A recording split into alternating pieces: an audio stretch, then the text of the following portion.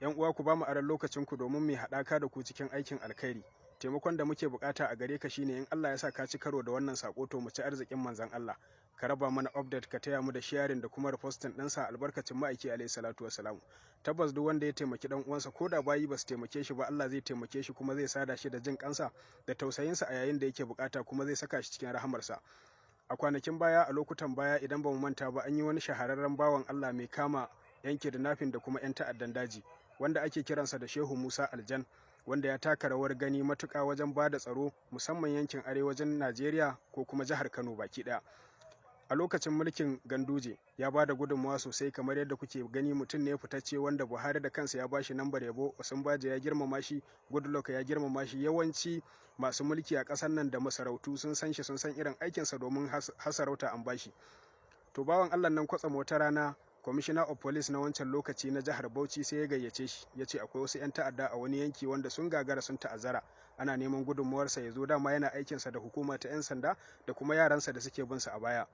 Kwatsam bayan ya yi aiki, alhamdulillah an samu nasara bisa yarjejeniya da amana da suka yi, kamar yadda zan sa muku bayanansa daga bisani, ku saurara ku ji cikakkun bayanai daga bakinsa. Wata rana sai aka aiko aka ce gwamnan jihar Bauchi na wancan lokaci, Bala Muhammad Kauran Bauchi, yana son ganinsa. Wannan bayani kimanin shekara 5 kenan, tun 2020 aka yi shi.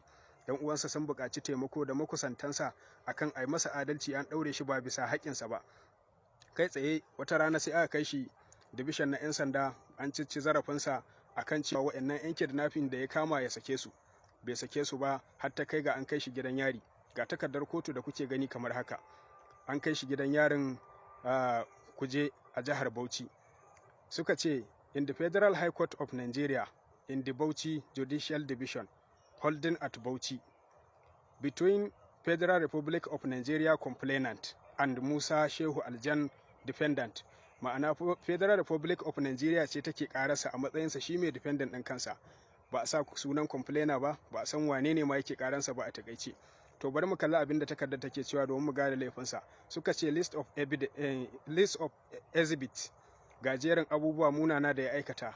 Confessional statement of the defendant, ma'ana ya yi confess. In aka ce confessional, magana ce da mutum yake tabbatar da abin da ya aikata mai muni, shi ake kira da confessional statement. Ya ba da cikakkun bayanai akan abin da ya aikata. Na biyu, statement of victims witnesses, ma'ana ya ba da kuma bayani akan yadda suka yi haɗaka wajen ƙulla-ƙulla ta aikata mummunan aiki bisa shaidu. Abu na uku, suka ce recorded confessional statement, ma'ana akwai ɗauka ta iya yiwa na bidiyo ne ko na audio. Confessional statement wanda yake fallasa cewar ga bayanai